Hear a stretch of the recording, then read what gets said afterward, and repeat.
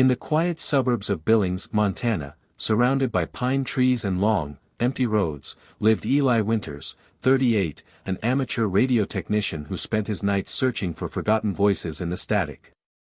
He had once been married, but since the silence of divorce 3 years ago, Eli had buried himself in signals and frequencies.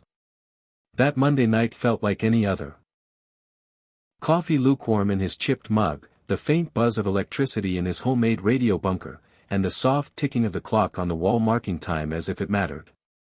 He tuned his Kenwood TS-430S, spinning the dial slowly, hunting for a clean wave. His fingers moved on instinct. Static. Interference. Distant chatter in Russian. Then, suddenly, something else. A burst of harsh static broke through, followed by a slow, deliberate pattern of Morse code. Eli froze. It repeated, rhythmic and urgent. Translating it with his worn notepad, the message came through clearly: explosion, downtown. 2:05 p.m., evacuate. Then, a woman's voice. Faint. Crying. And then, dead silence. He leaned forward, sweat rising on his forehead. Eli turned the dial again, frantically trying to recapture the signal. But everything was gone, swallowed by static. And then, without warning, the world around him faded. He wasn't in the basement anymore. He stood in a crowded city center, glass buildings stretching to the sky, people rushing past him in every direction. He looked down. A digital sign flashed, 2:04 p.m. Then, a blinding flash. A shockwave tore through the street. Windows shattered into razors. Screams echoed. The ground cracked beneath him. Smoke. Fire. A child's toy rolled across the pavement. And in the center of it all, a broken radio, still transmitting static into the void. He gasped, as if waking from a nightmare. But he hadn't been asleep. Back in his basement, Eli sat motionless, heart racing. The smell of smoke still lingered, unnaturally strong. He scribbled down the time, 2:05 p.m., and the word, downtown. He tried to tune back in. Nothing. Just the hum of dead air. Grabbing his phone, he called the local police. They thought he was a prank caller. The fire department put him on hold. The city's emergency hotline told him to file a report online. No one took him seriously. But Eli knew. He could feel it in his bones, this was no hallucination. The clock had stopped. The silence was deafening. Something terrible was coming. And only he had heard the warning. The morning light cut through the blinds of Eli's apartment like sharpened blades, far too bright for someone who had witnessed what he did the night before. He hadn't slept. His fingers were sore from endlessly refreshing news pages and listening for updates. Nothing had been reported yet, but deep down, he knew something was coming. Something terrible. At exactly 1:12 in the afternoon, Eli sat in front of his radio station again, eyes bloodshot and shoulders tense. He scanned every band, every frequency, searching for the signal from last night. Static filled the air, cold and lifeless. Then, out of nowhere, a faint crackle cut through. A voice broke the silence. Faint, broken, but unmistakable. You have 1 hour. And then it vanished. Eli leapt from his chair, knocking it over behind him. There was no doubt in his mind anymore. Downtown Billings was about to become a graveyard. His hands shook as he grabbed his coat, keys, and rushed down the stairs. He lived only 15 minutes from the city center if the traffic was clear. But the streets were already thick with cars. It was as if the city could sense what was coming. He hit a red light and didn't waste a second. He texted Daryl, a former colleague and occasional drinking buddy. Get out of downtown. Now. Don't ask. Just do it. Daryl replied with a single emoji that made Eli want to scream. Still, he pressed on.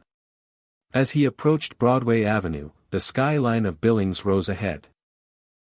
It looked normal. Peaceful, even. Shoppers walked past cafes. Tourists posed for pictures. The world had not yet caught up with what was about to happen. He pulled over and ran into Fire Station 6. There was no time for introductions. There's going to be an explosion at 2:05. You need to start evacuating now. The lieutenant stared at him. And how exactly do you know that? I can't explain, Eli said. I just know. Please, I'm not crazy. A younger firefighter behind the desk snorted. This guy from one of those internet conspiracy shows. Eli's heart sank as they escorted him out. He shouted over his shoulder. Check the gas lines. The sewers. Just look for anything that's off. Back outside, he looked at his watch. 1:46. He scanned the street. His eyes landed on a familiar face. Jenny Rourke. She was setting up her camera outside the courthouse, preparing for a local interview. He rushed over. Jenny. You have to leave. Right now. Eli. There's no time to explain. There's going to be a massive explosion in less than 20 minutes. This whole area will be gone. She looked at him. Her eyes narrowed, torn between skepticism and the memory of a past favor he once did for her. She hesitated, then lowered her camera. Okay. Let's go. They ran to her car and sped away, turning onto Montana Avenue just as a deep rumble shook the ground beneath them. Eli looked at her. Drive. Now. Behind them, a thunderous blast tore through the street. A fireball burst into the sky, swallowing the courthouse and the surrounding blocks. Glass shattered. Cars flipped. People screamed. The sky turned black with dust and smoke. Jenny slammed on the brakes. A traffic light crashed to the ground in front of them. She couldn't breathe. Couldn't speak. Eli leaned over the dashboard. That's what I was trying to stop. By 3 o'clock, the first news report started rolling in. A gas main under the federal building had exploded. 21 confirmed dead. Dozens injured. No one knew how or why it had happened. Jenny sat on the sidewalk beside him, hands still shaking. How did you know? I didn't, Eli whispered. I heard it. That night, the news called it the Heartline Blast. Reporters flocked to the site. Emergency crews worked non-stop. The nation watched in horror. But Eli wasn't celebrating being alive. Something felt off. He began noticing strange patterns. Almost every survivor had escaped because of a random moment of fate. Daryl had left the office early to pick up dry cleaning. Raynell Cruz, a janitor, stayed home for the first time in 5 years with a broken foot. Monica Fields, a barista, had stepped outside to take a call from her mom. Jenny had left with him. None of them were supposed to survive. And Eli felt it in his bones. This wasn't over. 5 nights after the explosion, he had a dream. He stood in a graveyard. Freshly dug graves. Headstones with no names. And radio static echoing from underground. He turned and saw the faces of the survivors. Daryl. Jenny. Monica. Himself. A whisper behind him. You delayed it. Not escaped it. Eli woke up soaked in sweat. His breath shallow. His skin ice cold. For the first time, he realized something terrifying. The voice on the radio hadn't been a warning. It had been a sentence. And now, something had begun. One by one, they would be taken. And this time, no signal would save them. The rain had returned to Billings as if the sky itself mourned. Gray clouds hung low, pressing down on the city, and every gust of wind whispered like a warning. Eli hadn't left his apartment in 2 days. He sat by the window, watching the water streak down the glass, obsessively looping through news reports and online forums. He wasn't looking for information. He was looking for confirmation. Proof that death had changed its course, or worse, that it hadn't. On the third night, he received a call from Jenny. "Have you talked to Daryl?" she asked. Eli blinked. "No." "Why?" "He didn't show up to work today. Didn't answer calls either." A strange pressure tightened in Eli's chest. "I'll check on him." He grabbed his keys and left immediately, driving through the slick streets with headlights carving tunnels through the darkness. Daryl lived in a rundown building on the east side, a place with thin walls and flickering hallways. Eli knocked. No answer. He tried calling. Straight to voicemail. He was about to leave when he saw something strange, the hallway smoke alarm flashing red above his door, yet no one was moving. His pulse quickened. He stepped back and noticed that the window of Daryl's unit was fogged over. With trembling fingers, he called the building supervisor. 10 minutes later, the door was opened. And inside was silence. The apartment was still. On the table sat a bowl of untouched cereal. The TV was still on. Paused on a basketball game. There was no sign of struggle. No sign of pain. Just a strange absence.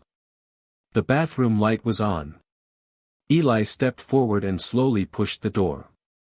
Daryl was there. Slumped over the tub. Fully clothed. Eyes wide open.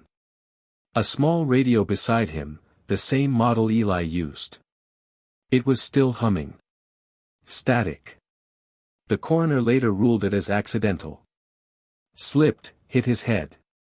A tragic domestic mishap. But Eli knew better. There had been no water on the floor.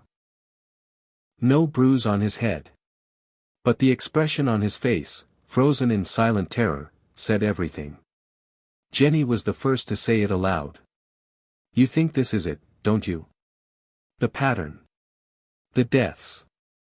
"I don't think," Eli answered. "I know."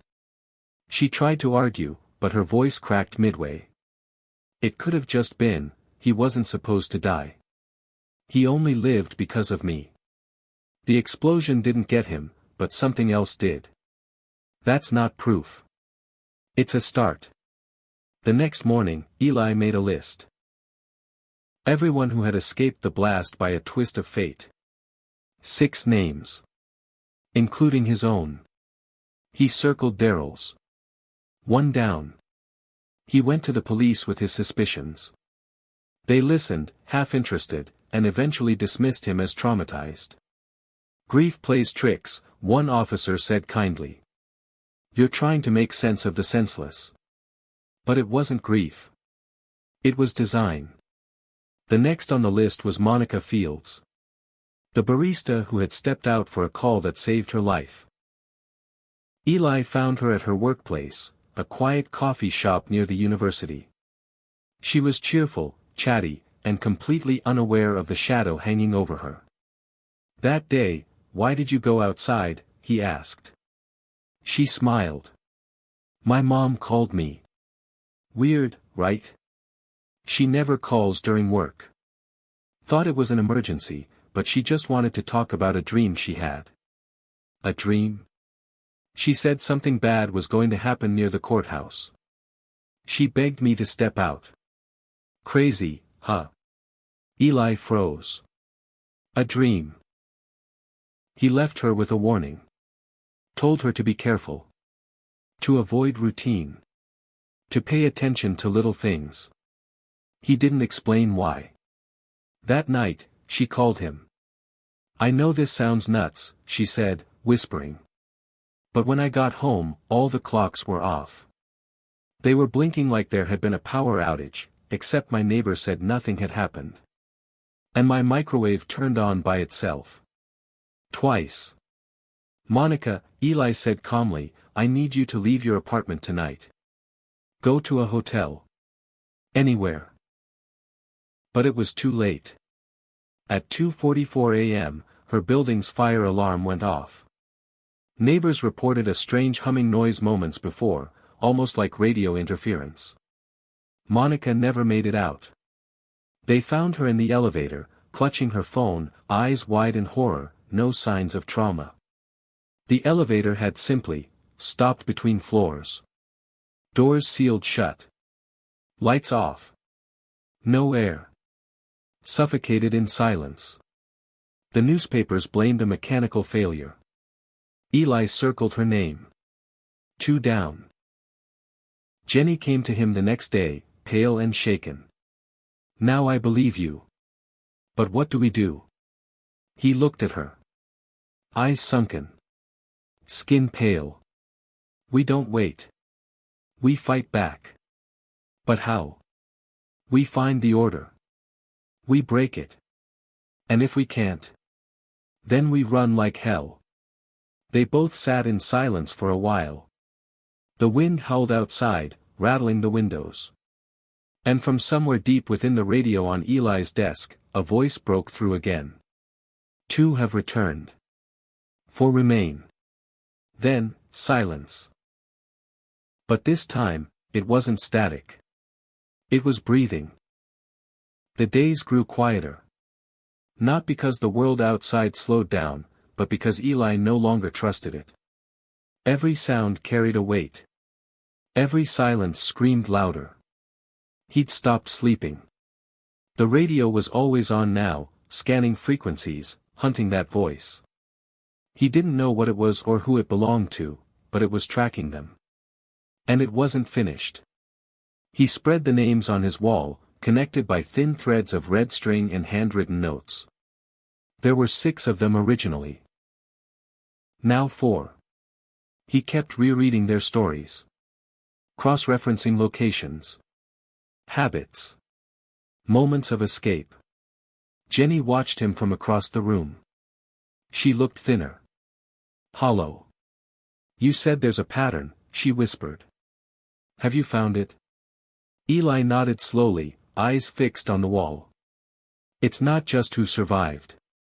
It's how. He pointed at the photographs. Daryl stepped into the alley for a smoke. Monica answered her mom's call. Tyler left early because of food poisoning. Mia went to grab coffee for the office. I stayed home to fix the antenna. And you? Jenny hesitated. I forgot my badge. Had to run back upstairs. Exactly. None of us made conscious choices. Something pulled us away. Something, outside our control. And now it's reclaiming us, in that same order. Jenny's lips parted slightly, her breath catching. Daryl died first. Then Monica. You're next, Eli said, and immediately regretted it.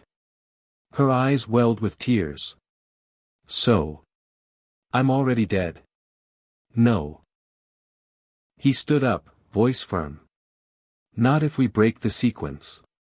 They spent the next hours poring through every detail they could find, patterns of death in disasters across the country. Survivors who later died in bizarre, unexplained ways. The stories were scattered, always buried under reports of coincidences and freak accidents. But one thing connected them, the order. Always the order. Tyler was next. A gym trainer with a sharp tongue and an even sharper disbelief in anything supernatural. Eli called him. No answer. He called again. And again. Finally, Tyler picked up. Dude, stop calling me. I'm fine. You need to listen, I don't believe in ghosts or curses or death coming back from the grave, alright? It's not that, Eli snapped. It's something older. Smarter. It doesn't chase you, it waits. It creates conditions. Accidents. Coincidences. It rearranges the world around you until it happens. Tyler laughed dryly. Okay, spooky boy. You lost 2 friends and now you think a demon's after us. Thanks, but I've got a full class to teach. Call me after. He hung up. Eli stared at the phone, heart sinking. He won't make it. They rushed to the gym. It was dusk when they arrived, the parking lot mostly empty. A fire truck was already outside, lights flashing. Crowds gathered at the entrance. The gym ceiling had collapsed, a freak structural failure. One support beam had snapped, hitting the water pipes, triggering a flood. Panic. Confusion. Tyler's body was found in the locker room, drowned in 3 inches of water. The official report said he was knocked unconscious by debris. But the others had seen it differently. He was looking up, one witness said. Like he heard something before it happened. Eli crossed his name off the wall. 3 gone. 3 left. He sat with Jenny that night, both of them barely speaking. The radio had gone silent for 2 days. No voice. No countdown. Just the low hum of static. Until 3:17 a.m. A faint click. Then, the 4th breath ends tonight. Jenny shot up. What did it say? Eli didn't answer. He was already flipping through the notes. Mia. She was next. She was in New York now. A new job. A new life. Running from the memory of the explosion. They called her. No answer. They texted. Nothing. Eli finally got through to her work. She stepped out, said the receptionist. Some kind of electrical issue in the break room. No. They screamed through the phone. Told them to find her. Now. 3 hours later, Mia was found in a stairwell, trapped between floors. Elevator failure. No fire. No warning. Just stopped. No one had heard her cries.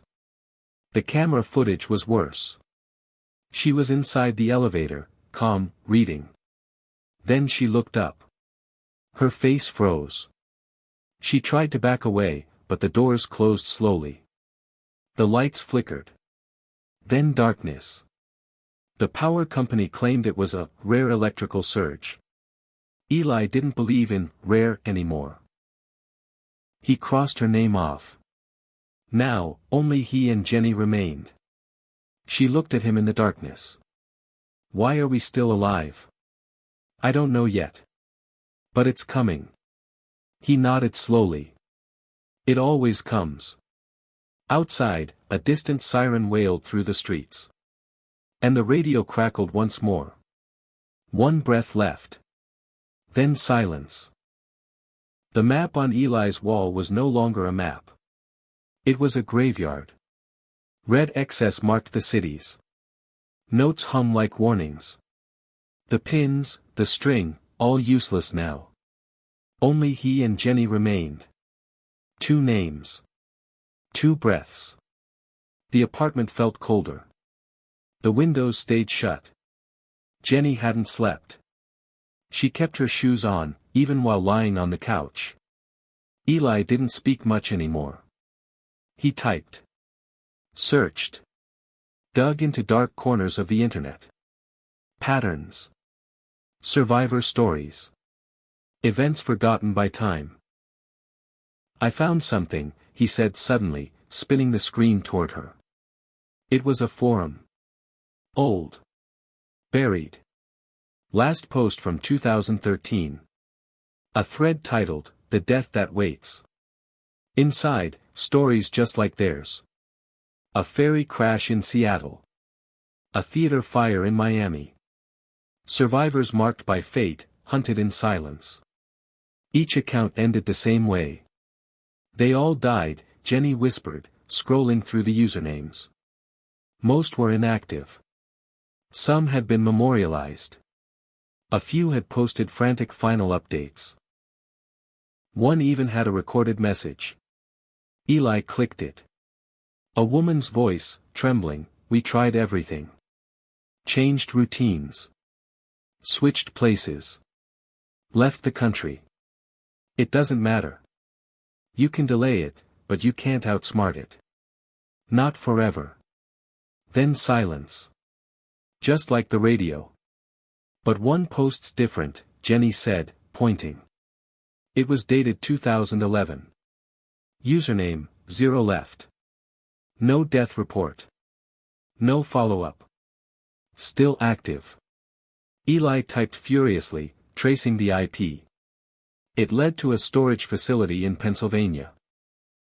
One still paying monthly fees under a pseudonym. It was a long shot. But when the world is crumbling around you, long shots are lifelines. They drove overnight. Fog blanketed the countryside. Jenny barely spoke during the trip, clutching a small journal where she'd scribbled each of their survivor moments, those tiny decisions that had kept them from dying during the explosion. It's not just a pattern, she muttered. It's a rhythm. Like a heartbeat. We skipped a beat, and now death wants balance. Eli nodded. Then maybe we can change the rhythm. They reached the storage unit just after dawn. It looked ordinary, beige metal, row after row. But Unit 117 was different. Inside were tapes, clippings, radios, and handwritten notebooks stacked floor to ceiling. It belonged to someone named Claire Remington. She'd survived a fire in 1994. Her journal detailed the deaths of the other survivors, one by one, exactly in the order they escaped. Until one entry stopped everything cold, I broke the chain. He died before me. The order reset. I'm still here. Jenny stepped back, heart pounding. She let someone die, on purpose. Eli stared at the line. No. She manipulated the pattern. Reversed the current. They looked at each other. 2 left. If the order couldn't be stopped, could it be reversed? Back in the car, Jenny asked the question neither of them wanted to say aloud. What happens if I die before you? Eli gripped the wheel tighter. We're not doing that. But what if it's the only way? No, she didn't insist. But the silence between them was heavier than any argument. They returned home in the evening. The city was alive, people walking dogs, laughing, eating on patios. Blissfully unaware that 2 of its residents were bargaining with the grim architecture of fate. That night, Eli made a decision. He'd leave. Drive alone into the mountains.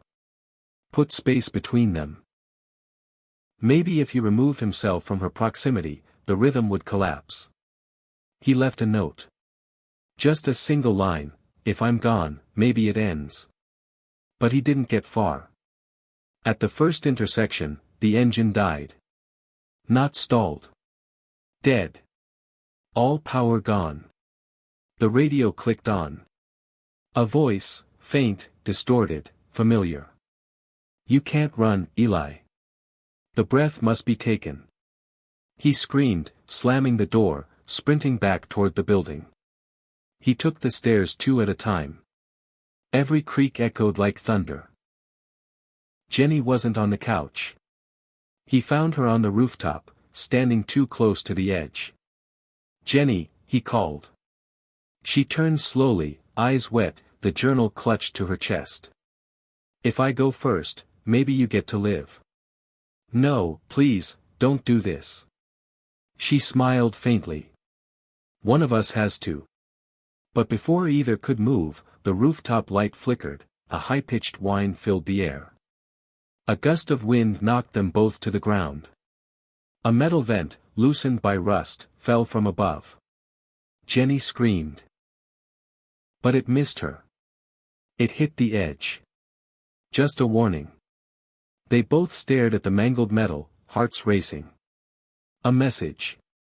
Death was close. But not yet.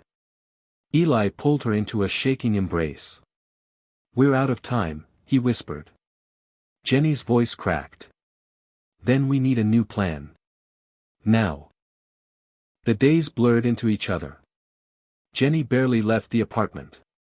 Eli stopped turning on the radio. It had become a symbol of doom, a voice that predicted nothing but silence. They were shadows of who they had been. Two people waiting for a rhythm they could no longer hear but still felt in their bones. Then, one morning, she was gone. Her shoes by the door. Her journal left on the table, closed. No note. No farewell. Just the ticking of the wall clock. Eli screamed her name through every hallway, every alley. He called hospitals, the police. Nothing. As if she'd been quietly plucked from the world. Another red X on his mental map. He didn't cry. He couldn't. If he let himself feel it, he'd unravel completely. And he couldn't afford that. Not now. Jenny was gone. That made him the last. He spent the night in the radio room, the one place where it all began. Surrounded by dials, wires, and static. The old receiver crackled softly, the same station that first whispered to him before the explosion. He turned every knob, trying to force the message again. Nothing. Just white noise. Until 3:17 a.m. A faint voice. Last breath must be claimed, the cycle must end. He leaned closer. Who are you? Static answered. Then, another voice. Different. Familiar. It was Jenny's. I broke it. Eli. I broke it, you have to. The signal cut. Silence again. Eli's heart stopped. His hands shook violently. Was it real? A hallucination? Or a final message from someone who'd made the ultimate choice? He scanned her journal. Every page. Symbols. Sketches. Dates. Places. But one passage, hastily scrawled, stood out. The pattern resets if a sacrifice is made willingly. If I choose, he lives. He collapsed into the chair. His throat burned. His chest ached. She'd done it. She had stepped ahead of the rhythm. But that meant, he was free. He stayed awake until the sun rose. No signs. No calls. No accidents. Just morning. The kind of morning people forget to appreciate. Crisp air, golden light, coffee brewing down the hall. For the first time in weeks, Eli allowed himself to breathe. He left the apartment days later. Moved to Portland. A small studio above a bookstore. He no longer kept a radio. He used earplugs at night. Silence felt safer than signal. The nightmares became less frequent. He took up photography. Started walking again, sometimes for hours. Even smiled at strangers. Months passed. And nothing happened. Until one afternoon, while organizing photos on his desk, he noticed something strange in the last image he'd taken. A mirror inside a cafe had captured a reflection behind him. But there was no one there when he took the photo. He zoomed in. It was blurry, but familiar. A pale face. Eyes blackened by shadow. Watching. He dropped the camera. His breath caught in his throat. The lights flickered. Then went out. And in the silence that followed, he heard it again, faint, like breath on the back of his neck, still one left. It had been 7 months. Eli didn't keep track anymore, but the seasons reminded him.